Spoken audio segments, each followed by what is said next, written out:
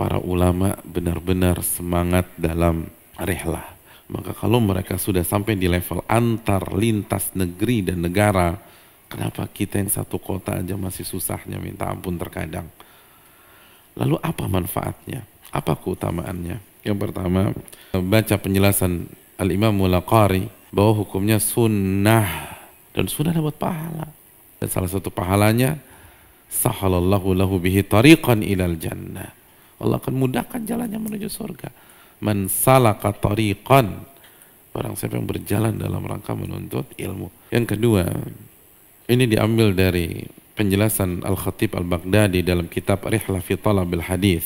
Dengan kita melakukan rihlah atau datang ke kajian, kita datengin dalalatan ala irtifai qadril ilmi wa ului manzilati ahli. Itu membuktikan kita meninggikan derajat sebuah ilmu dan memuliakan derajat ahli ilmu. Dan kalau ini bukti kita memuliakan dan meninggikan derajat ilmu, maka kita harus kembali ingat surat Al-Mujadilah ayat berapa? 11, yarfa'illahu alladhina amanu minkum walladhina utul ilma darajat. Allah mengangkat derajat orang-orang beriman dan berilmu di antara kalian beberapa derajat. Di antara faedahnya, barang siapa yang memuliakan ilmu, maka dia akan dimuliakan oleh Allah.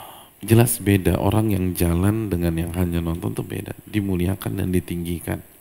Dan poin yang ketiga, kata Al-Khatib Al-Baghdadi, wa husni tawadu' liman yultamasu minhu wa yu'khadhu anhu. Dan ini membuktikan ketawaduan kita di hadapan guru kita atau sosok yang kita belajar dengan dia. Jadi ini bukti bahwa kita tawadhu di hadapan Allah, lalu di hadapan ahli ilmu atau orang yang kita belajar melalui beliau. Hukum tidak tertulis, yang kecil datang ke yang besar, yang muda datang ke yang tua. Makanya kan pas lebaran open house-nya ngumpulnya di rumah siapa? Orang tua gitu. Begitu orang tua meninggal, di rumah siapa? Yang paling bungsu? Enggak, yang paling tua. Kakak kita yang paling tua itu tempat ngumpul. Itu hukum yang enggak tertulis, itu penting. Disinilah urgensi dari datang langsung. Karena begitu kita datang, kita membuktikan langsung bahwa kita ini lebih kecil, lebih rendah. Kita ini kerdil.